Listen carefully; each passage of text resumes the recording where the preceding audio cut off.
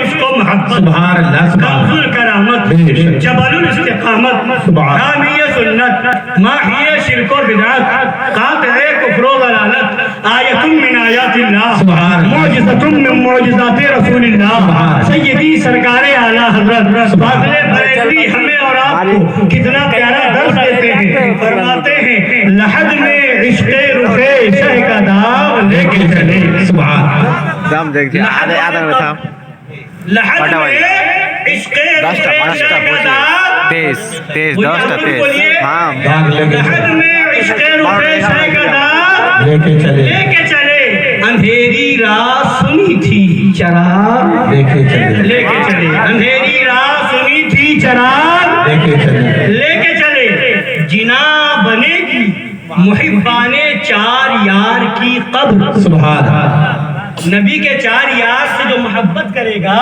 اس کی قبر کیا بنے گی؟ جنا جنت. سبحان سبحان اعلیٰ حضرت نے ہمیں ڈرایا نہیں ہے. ڈرانے والے کچھ مولوی بھی ہیں, کچھ تنظیمیں بھی نکلی ہیں. قبر میں بچھو آئے گا, سانپ ہوگا, اژدہا ہوگا مگر عاشق رسول کی قبر میں ہائے ہائے ہائے سبحان اللہ سبحان اللہ سبحان نبی کے صحابہ کے چاہنے والوں کی قبر میں نہیں ہوگا. جو دشمن رسول کے ساتھ کھاتا ہوگا اس کی قبر میں آئے گا. جو نبی کے صحابہ کے بے ادبوں کے ساتھ بیٹھتا ہوگا اس کی قبر میں آئے گا. مگر اعلیٰ حضرت ہمیں ڈرا نہیں رہے. فرماتے ہیں سنیو, نبی کے چار یار سے, نبی کے صحابہ سے, نبی کے اہل بیت سے سچی محبت تو کر لو. فرماتے ہیں جنا بنے گی محبان چار یار کی قبر جو اپنے سینے میں یہ چار بار لے کے چلے. سبحان اپنے سینے میں یہ چار بار لے کے چلے. سبحان لے کے چلے. اور آگے فرماتے ہیں یا رسول اللہ تیرے غلاموں کا نقش قدم ہے راہ خدا. سبحان اللہ سبحان تیرے غلاموں کا نقش قدم ہے راہ خدا. وہ کیا بہک سکے جو یہ سراغ, وہ کیا بہک سکے جو یہ سراغ لے کے چلے. لے کے چلے. اور فرماتے ہیں پڑی ہے اندھے کو عادت کہ شوربے ہی سے کھائے. پڑی ہے اندھے کو عادت کہ شوربے ہی سے کھائے. بٹیر ہاتھ نہ آئی تو زاغ لے کے چلے. جی تشریح کریں. زاغ مانے کوا ہوتا ہے. بٹیر ہاتھ نہ آئی تو زاغ لے کے چلے. کوا ہی لے کے چل دیے. کون ہے وہ لوگ جانتے ہیں کوا کھانے والے کون ہیں؟ کوا لے کے کون چل دیے؟ زاغ لے کے چلے. اندھے ہیں. ارے ہم تو خوش نصیب سنی ہیں الحمدللہ. کبھی غوث اعظم کا مرغا کھاتے ہیں, سبحان اللہ. کبھی سرکار امام حسین کے نام پر کھچڑا کھاتے ہیں, بے شک بے شک. کبھی جو ہے شب برات میں حلوہ کھاتے ہیں, سبحان اللہ. 12ویں شریف میں لنگر کھاتے ہیں, 11ویں شریف میں غوث اعظم کی بریانی کھاتے ہیں, 6ٹی شریف میں سرکار غریب نواز کا ٹکڑا کھاتے ہیں. اور جن لوگوں نے, جن وہابیوں نے, دیوبندیوں نے یہ فتویٰ دے دیا یہ مرغا حرام, یہ شربت حرام, یہ کھچڑا حرام, یہ حلوہ حرام, یہ سبیل حرام, تو جب سب کو حرام کہہ دیا تو تمہاری قسمت میں بچا کیا؟ تو یہ قسمت کی بات ہے. ہم مرغا کھائے تم کوا کھاؤ, یہ قسمت کی بات ہے. غوث اعظم ہمیں مرغا کھلائے اور تمہارا مولوی تمہیں کوا کھلائے. تمہیں ہم نہیں منع کرتے کہ تم کوا نہ کھاؤ, مگر تم ہم پر پابندی کیوں لگاتے ہو کہ مرغا نہ کھاؤ, کھچڑی نہ کھاؤ, شربت نہ پیو, حلوہ نہ کھاؤ. سنو جس کی قسمت میں جو ہے وہ کھائے. سو جایا واسطے کو دیکھنا پڑتا ہے. اور ہمیں مرغا ملا, کھچڑا ملا, حلوہ ملا, شربت ملا, لنگر غوث ملا, اور تمہیں کیا ملا؟ ہوا ملا. کہتے تمہاری کتاب فتاوی رشیدیہ میں لکھا, دیوبندیوں کی کتاب فتاوی رشیدیہ میں لکھا ہے. اور لکھنا کھانا جائز نہیں, ثواب لکھا ہے. بے سبحان بولیے کیا لکھا ہے؟ بولیے ثواب لکھا ہے. ثواب لکھا ہے. یہ علماء بیٹھے ہیں. جائز ایک الگ مرحلہ ہے اور ثواب الگ مرحلہ ہے. ہم نے کہیں فتویٰ نہیں پڑھا مرغا کھاؤ گے تو ثواب ملے گا. ہم نے کہیں نہیں پڑھا بکرا کھاؤ گے تو ثواب ملے گا. ہم نے کہیں نہیں پڑھا کہ تیتر اور بکیر کھاؤ گے تو ثواب ملے گا. ہم نے کہیں نہیں پڑھا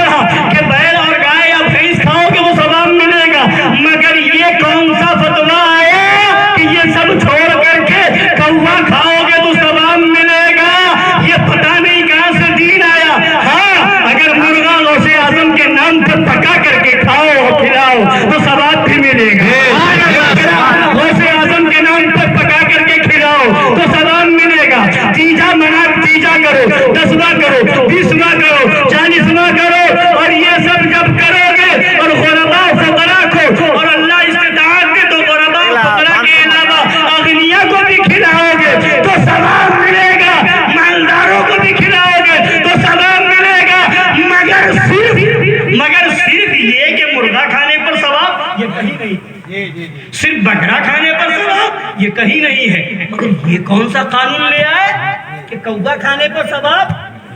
تو ثواب تو عبادت پر ملتا ہے نا، ثواب کس پر ملتا ہے؟ عبادت پر، نیک کام کرنے پر۔ تو میں پوچھتا ہوں بتاؤ تو کوا کھانے میں کون سی عبادت ہے؟ کون سا نیک کام ہے کہ تم نے فتویٰ دے دیا ثواب ملے گا؟ تو سنو، یہ قسمت کی بات ہے اور قرآن کا فیصلہ ہو چکا ہے۔ الخبیثات للخبیثین والخبیثون للخبیثات والطیبات للطیبین والطیبون للطیبات۔ قرآن نے فرما دیا پاک چیزیں پاک لوگوں کے لیے اور ناپاک چیزیں پاک لوگوں کے لیے، ناپاک لوگوں کے لیے۔ سبحان اللہ۔ جو پاک تھے وہ پاک کو لے لیا اور جن کی قسمت میں ناپاکی تھی وہ ادھر چل گئے تو پڑی ہے اندھے کو عادت کہ شوربے ہی سے کھائے، بٹیر ہاتھ نہ آئی تو زاغ لے کے چلے۔ اب میں آپ آگے فرماتے ہیں سرکار اعلیٰ حضرت اسی کلام میں فرماتے ہیں گلہ نہیں ہے، گلہ نہیں ہے مرید رشید شیطان سے۔ شیطان کا جو مرید رشید ہے، چہیتا مرید ہے، ہمیں اس سے کوئی شکوہ نہیں کہ اس کے وسعت علمی کا لاغ لے کے چلے۔ یہ کتاب ہے میرے ہاتھ میں، یہ میرے ہاتھ میں کتاب ہے، بغیر دلیل کے بات نہیں کرتا، کتاب ہے، اس کا نام ہے براہین قاطعہ۔ اس کتاب کے لکھنے والے کا نام لکھا ہوا ہے خلیل احمد امبیٹوی اور تصدیق کرنے والے کا نام ہے، حکم دینے والے کا نام ہے رشید احمد گنگوہی۔ اس کتاب کے صفحہ نمبر 148 کے اوپر لکھا ہے کہ شیطان کے لیے وسعت علمی ماننا، وسعت علمی یعنی زیادہ علم، شیطان کو زیادہ علم ہے، لکھتا ہے اس کے لیے تو قرآن میں بھی دلیل ہے، حدیث میں بھی دلیل ہے، مگر رسول پاک صلی اللہ تعالی علیہ وآلہ وسلم کے پاس زیادہ علم ہے، اس کی کوئی دلیل نہیں ہے۔ معاذ اللہ۔ شیطان کے لیے مان گیا، نبی کے لیے کہہ رہا ہے کوئی دلیل نہیں ہے، اور اگر شیطان کے لیے مانو گے تب تو مسلمان رہو گے، نبی کے لیے مانو گے تو مشرک ہو جاؤ گے، ایمان چلا جائے گا۔ یہ میں نہیں کہتا، یہ کتاب میرے ہاتھ میں ہے، اس کا پیج نمبر صفحہ نمبر 148 ہے۔ تو اعلیٰ حضرت اب اسی کے مطابق اسی کے لیے فرماتے ہیں کہ گلہ نہیں ہے، ہمیں کوئی شکوہ نہیں ہے مرید رشید شیطان سے۔ رشید احمد گنگوہی نا، مرید رشید شیطان سے گلہ نہیں ہے، مرید رشید شیطان سے کہ اس کے وسعت علمی کا لاغ لے کے چلے۔ کیوں ہمیں شکوہ نہیں شیطان کے اس مرید سے کہ تم نے شیطان کے لیے زیادہ علم مان لیا، نبی کے لیے نہیں مانتے ہو، شیطان کے لیے کہہ رہے ہو مانو گے تو مومن رہو گے، نبی کے لیے مانو گے تو کافر ہو جاؤ گے، تم نے یہ فتویٰ دیا شیطان کے لیے مانا، تو سنو ہمیں تم سے کوئی شکوہ اور گلہ نہیں ہے۔ کیوں؟ اس لیے آگے فرماتے ہیں ہر ایک اپنے بڑے کی بڑائی کرتا، ہر ایک اپنے بڑے کی، تم نے جس کو بڑا مانا تم اس کی بڑائی کرو، اور ہم نے جس کو بڑا مانا ہم اس کی بڑائی کریں۔ تمہارے نزدیک، ان دیوبندیوں کے نزدیک، ان وہابیوں کے نزدیک شیطان کے لیے دلیل موجود ہے، نبی کے لیے دلیل نظر نہیں آتی۔ تم نے شیطان کو بڑا مانا، ہم نے نبی مدینے والے تاجدار کو بڑا مانا ہے، تم کہتے ہو نبی کے لیے دلیل نہیں۔ علماء کا دامن تھامو اور پوچھو، نبی کے لیے قرآن میں خدا فرماتا ہے وَعَلَّمَكَ مَا لَمْ تَكُنْ تَعْلَمْ وَكَانَ فَضْلُ اللَّهِ عَلَيْكَ عَظِيمًا۔ اے نبی جو آپ نہ جانتے تھے اللہ نے سب بتا دیا ہے، یہ قرآن ہے، اعلان کر رہا ہے عالم الغیب فلا یظہر علی غیبہ احدا الا من ارتضی من رسول۔ یہی قرآن کہہ رہا ہے، مفہوم یہ ہے کہ غیب کا جاننے والا اللہ اپنے غیب پر ہر ایک کو مطلع نہیں کرتا، مگر اپنے رسولوں سے اس کو غیب بتا دیتا ہے۔ یہی قرآن ہے جو اعلان کر رہا ہے وما ہوا علی الغیب بضنین، میرا نبی غیب بتانے میں بخیل نہیں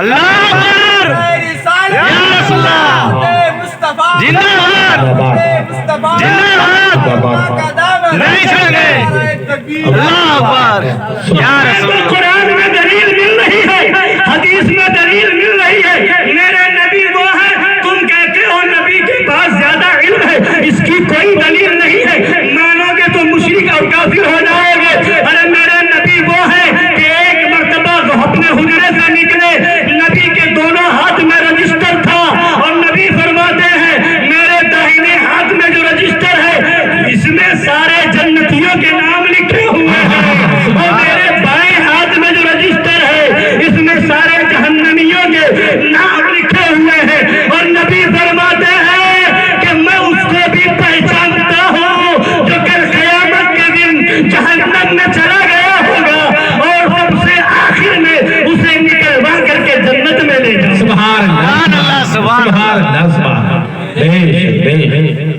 میرے نبی کو کیا نہیں معلوم میرے نبی کیا نہیں جانتے تھے جو ہو چکا ہے وہ بھی جانتے تھے جو ہو رہا ہے جو ہونے والا ہے اس سب کا علم میرے نبی کو ہے سرکار اعلیٰ حضرت امام اہل سنت مجدد اعظم دین و ملت فرماتے ہیں سرکار اعلیٰ حضرت فرماتے ہیں اور کوئی غیب کیا تم سے نہا ہو بھلا جب نہ خدا ہی چھپا تم پہ سبحان جب نہ خدا ہی چھپا تم پہ کروڑوں درود کروڑوں درود تو اب شعر سن لیجئے شعر پورا کر لیجئے فرماتے ہیں گلا نہیں ہے مرید رشید شیطان سے کہ اس کے وسعت علمی کا لاغ لے کے چلے کیوں گلا نہیں اس لیے کہ ہر ایک اپنے بڑے کی بڑائی کرتا ہے ہر ایک اپنے بڑے کی بڑائی کرتا ہے ہر ایک مغ بچہ مغ کا ایاغ لے کے چلے مغ کہتے ہیں شرابی کو مغ بچہ کہتے ہیں شرابی کے بچے کو ایاغ کہتے ہیں شراب کے پیالے کو تو جب بیٹا باپ شرابی ہوگا تو بیٹے کے ہاتھ میں شراب کا پیالہ ہوگا تم نے اگر شیطان کو بڑا مانا ہے تو تم اس کی بڑائی کرو ہم نے نبی کو بڑا مانا ہے نبی کی بڑائی کریں گے اور پڑھیں گے سب سے اعلیٰ و اولیٰ ہمارا نبی سب سے بالا و بالا ہمارا نبی سارے اچھوں میں اچھا سمجھیے جسے ہے اس اچھے سے اچھا ہمارا نبی سارے اونچوں میں اونچا سمجھیے جسے ہے اس اونچے سے اونچا ہمارا نبی کون دیتا ہے دینے کو منہ چاہیے دینے والا ہے سچا ہمارا نبی غم زدوں کو رضا مزدہ دیجیے کہ ہے بے کسوں کا سہارا ہمارا نبی اور فرماتے ہیں واہ کیا جود و کرم ہے شہ بدحا تیرا نہیں سنتا ہی نہیں مانگنے والا تیرا فرش والے تیری شوکت کا علو کیا جانے خسروا عرش پہ اڑتا ہے پھریرا تیرا اور سرکار اعلیٰ حضرت ہم گناہگاروں کو عشق رسالت معاف نبی کا سچا عشق سکھاتے ہیں عشق رسول کا پیغام دیتے ہیں اور ارشاد فرماتے ہیں یا رسول اللہ زمین و زمان تمہارے لیے مکین و مکان تمہارے لیے بنے دو جہاں تمہارے لیے ہم آئے یہاں تمہارے لیے اٹھے بھی وہاں تمہارے لیے دہن میں زباں تمہارے لیے بدن میں ہے جا تمہارے لیے ہم آئے یہاں تمہارے لیے اٹھے بھی وہاں تمہارے لیے سبا وہ چلے کہ باغ پھلے وہ پھول کھلے کہ سیدھا پھلے سیدھا کے تلے سنا میں کھلے رضا کی زبان تمہارے سبحان اللہ سبحان اللہ سبحان اللہ سبحان سبحان ہمارا عشق رسول ہم نبی کے صحابہ سے ہمیں ملا ہے سرکار اعلیٰ حضرت امام اہل سنت مجدد اعظم دین و ملت فاضل بریلوی رضی اللہ تعالیٰ عنہ کا احسان ہے کہ انہوں نے ہمارے ایمان کی حفاظت فرمائی ہے ہمارے عقیدے کی حفاظت فرمائی ہے حضرات گرامی یہ آج ہم عرس منا رہے ہیں شہادت پیش کر رہے ہیں پھول پیش کر رہے ہیں لنگر کر رہے ہیں جلسہ کر رہے ہیں مگر بتائیے جتنے مسلمان کہلانے والے ہیں کیا سب لوگ اس سے موبائل دار ہمیں دے دار کچھ وہ لوگ بھی تو ہیں جو اعتراض موبائل دار دے دار بولیے کرتے ہیں دے دے کیا کہتے ہیں یہ عرس کیوں کرتے ہو یہ چادر کیوں چڑھاتے ہو یہ لنگر کیوں کرتے ہو یہ تیجا 10واں 20واں 40واں یہ کیوں کرتے ہو؟ دسیوں اعتراض لے کے آتے ہیں. کیا صحابہ کے زمانے میں ہوا؟ کیا نبی کے زمانے میں ہوا؟ کیا نبی کے صحابہ نے یہ کیا؟ عرس منایا، چادر چڑھائی، لنگر کیا، یہ حلوہ پکایا؟ یہ سب بات لے کے آتے، سوال لے کے آتے نہیں لے کے آتے؟ کہتے ہیں اگر جائز ہے تو بتاؤ قرآن میں کہاں ہے، جائز ہے تو بتاؤ حدیث میں کیا کہاں ہے. بس ہم قرآن کو مانتے ہیں، حدیث کو مانتے ہیں اور باقی کچھ نہیں مانتے. ہم اور کیا کہتے ہیں؟ ہم اہل حدیث ہیں. کیا کہتے ہیں؟ بولیے کہتے نہیں کہتے؟ کیا نام رکھا؟ اہل حدیث. مگر حقیقت میں اہل حدیث. حقیقت میں اہل حدیث. اہل حدیث کبھی نہ کہیے گا. کیا کہیں گے؟ بولیے اہل حدیث بولا. تو یہ اہل حدیث کا مطلب ناپاکی والے. اور کیسے ناپاک ہیں میں بھی بتاؤں، ہے نا؟ تو حدیث کو تو یہ جانتے بھی نہیں، حدیث کو تو سمجھتے بھی نہیں. یہ حدیث کیا مانیں گے؟ کہتے ہیں ہم اہل حدیث ہیں، حدیث مانتے ہیں. اور اعتراض لے کے آئیں گے یہ عرس صحابہ نے کیا تھا، یہ حضور کے زمانے میں ہوا تھا. جو حضور کے زمانے میں نہ ہو وہ بدعت. کیا کہتے ہیں؟ بدعت. حضور کے زمانے میں جو نہ ہو بدعت. یہ عرس حضور کے زمانے میں نہیں ہوتا تھا، یہ بدعت. چادر نہیں چڑھائی جاتی تھی، یہ بدعت. فاتحہ نہیں ہوتی تھی، یہ بدعت. تیجا نہیں ہوتا تھا، یہ بدعت. 10واں 20واں 40واں نہیں ہوتا تھا، یہ بدعت. مزار پر جو ہے حاضری نہیں دی جاتی تھی، یہ بدعت. جو حضور کے زمانے میں نہ ہو وہ کیا ہے؟ وہ کیا کہتے ہیں؟ وہ بدعت. تو جب یہ بدعت بدعت کہے تو اس سے کہو بدعت کس کو کہتے ہیں؟ کہے گا کہ حضور کے زمانے میں نہ ہو بدعت. تو اس سے کہو تو تھا حضور کے زمانے میں؟ بولیے وہ تھا حضور کے زمانے میں؟ تھا؟ پوچھو تو تھا حضور کے زمانے میں؟ کہے گا نہیں. تو سب سے بڑی بدعت تو ہے. اگر تو چاہتا ہے دنیا سے بدعت ختم ہو جائے تو جا پٹری پر لیٹ کر کے مر جا، زہر پی کے مر جا، تو ختم ہو جائے گا، بدعت ختم ہو جائے گا. سبحان اللہ.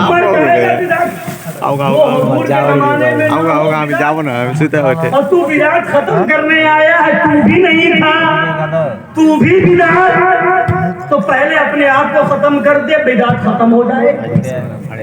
مگر یہ صرف دھوکہ دیتے ہیں. کیا کرتے ہیں؟ حدیث کے نام پر دھوکہ دیتے ہیں، قرآن کے نام پر دھوکہ دیتے ہیں. ایک جگہ ہم عرس کرتے ہیں، تیجا 10واں کرتے ہیں، مزاروں پہ چادر چڑھاتے ہیں. ایک جگہ مناظرہ ہو رہا تھا. مناظرہ سمجھتے ہیں نا؟ ادھر سنیوں کا اسٹیج، ادھر دیوبندیوں کا اسٹیج. اور مناظرہ کس سے ہو رہا تھا؟ اعلیٰ حضرت کے شعر سے ہو رہا تھا. شعر رضا سے مناظرہ ہو رہا تھا، مظہر اعلیٰ حضرت سے مناظرہ ہو رہا تھا، شعر بیشہ اہل سنت سے مناظرہ ہو رہا تھا. جن کو اعلیٰ حضرت نے اپنا روحانی بیٹا بنایا تھا ان سے مناظرہ ہو رہا تھا. جن کو اعلیٰ حضرت نے ابو الفتح کا لقب دیا تھا اس سے مناظرہ ہو رہا تھا. اور جنہوں نے یہاں نہیں، ہندوستان نہیں، جب حج کے لیے مکہ المکرمہ پہنچے، سن رہے ہیں آپ لوگ؟ جب وہ رضا کا شعر حج کے لیے مکہ گیا، وہاں ان نجدی سعودیوں کی طرف سے کتاب بانٹی جا رہی تھی. حج کے نام پر، مسائل حج کے نام پر گمراہ کیا جا رہا تھا. تو جب کتاب آئی تو دیکھا کہ اس میں کفریہ اور شرکیہ عقیدہ لکھا ہوا ہے. اس رضا کے شعر نے وہاں لوگوں کو اکٹھا کر کے تقریر کی اور وہی اعلان کیا کہ یہ کتاب وہابیوں دیوبندیوں سعودی حکومت کی طرف سے بانٹی گئی ہے، اس میں کفری اور اشرکی عقیدہ لکھا ہوا ہے، لہذا کتاب کا لکھنے والا بھی کافر، اس کو چھپوانے والا بھی کافر، اس کو صحیح ماننے والا بھی کافر. اور اعلان کرتے رہے. جب یہ بات سعودی حکومت تک پہنچی، جب انہیں پتا چلا کہ ہندوستان سے ایک مولانا صاحب آئے ہوئے ہیں اور کھلم کھلا نجدی اور سعودی حکومت کو کافر بتا رہے ہیں، تو اس نے اپنے متوبہ کو بھیجا کہ پتہ لگاؤ وہ کیا کہتے ہیں. وہ متوبہ آیا, پوچھا کیا کہتے ہیں. رضا کے شعر مظہر اعلیٰ حضرت شعر پیش اہل سنت علامہ حشمت علی خان پیلی بھیٹی رضی اللہ تعالیٰ عنہ نے فرمایا یہ کتاب میرے ہاتھ میں ہے جس کو سعودی حکومت نے چھپوایا ہے. اس میں عقیدہ کفریہ لکھا ہوا ہے, شرکیہ عقیدہ لکھا ہوا ہے. لکھنے والا بھی کافر ہے, چھپوانے والا بھی کافر ہے, اس کو صحیح ماننے والا بھی کافر ہے. تو کہا کیا کرنا چاہیے؟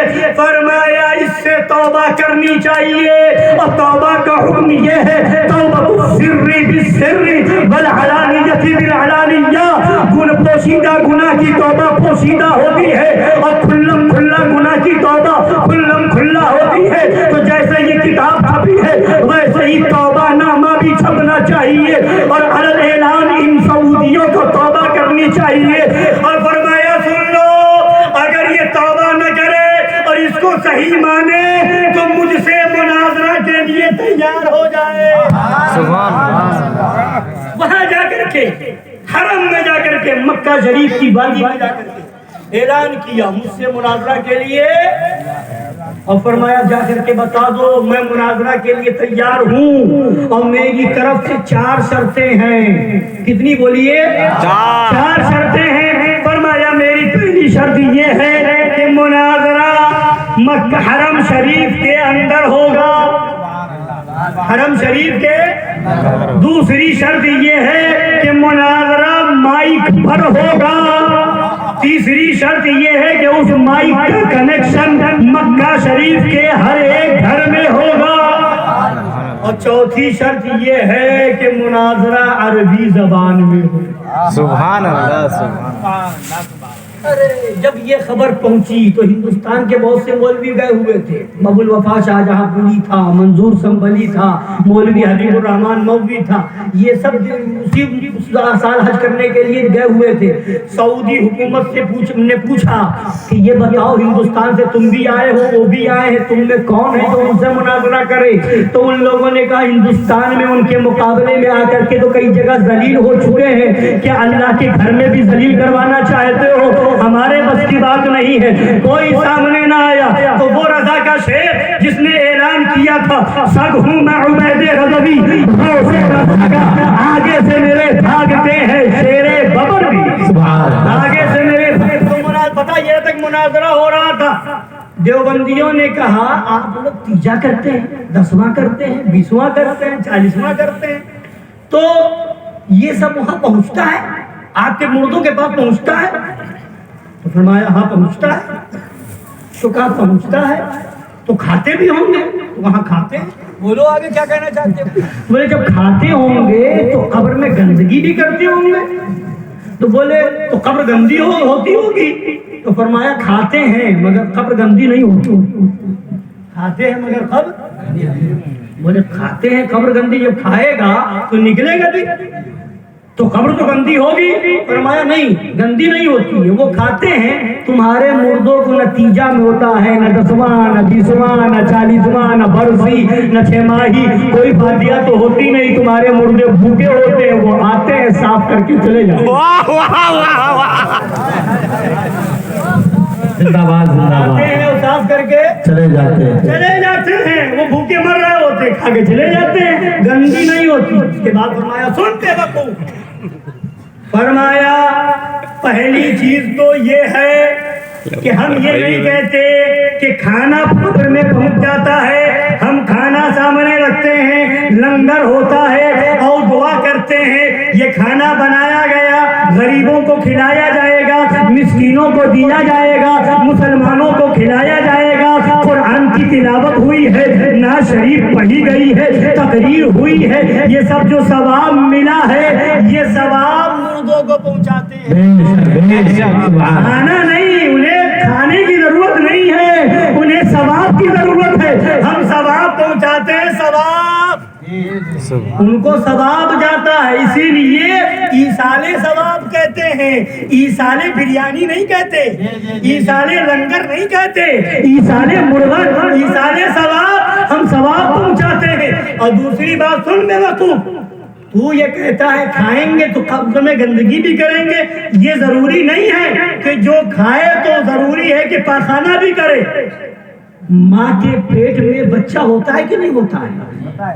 ماں جب کھاتی ہے 4 مہینے میں بچہ تیار ہو جاتا ہے، ہاں، اور اس کے بعد وہ چلنے بھی لگتا ہے، ماں کے پیٹ میں حرکت بھی کرنے لگتا ہے۔ ماں سنترا کھاتی ہے، بیٹے کے پیٹ میں جاتا ہے۔ ماں سیب کھاتی ہے، بیٹے کے پیٹ میں جاتا ہے۔ ماں جو کھاتی ہے بیٹے کے پیٹ میں، پیٹ کے اندر، مگر کیا بتا کوئی بچہ ماں کے پیٹ میں پخانہ کرتا ہے، پیشاب کرتا ہے، تو جب ماں کے آغوش میں بیٹا ہو تو وہ پخانہ نہیں کرتا۔ ارے جو مسلمان دنیا سے ایمان پر جاتا ہے وہ نبی کے آغوش رحمت میں آ جاتا ہے، بھی ہے، پڑھنے کی ضرورت نہیں ہوتی۔ سبحان اللہ، نعرہ تکبیر، نعرہ رسالت، جشن میلاد النبی، مسلک اعلی حضرت، عرس مقدس، سبحان اللہ، سبحان اللہ۔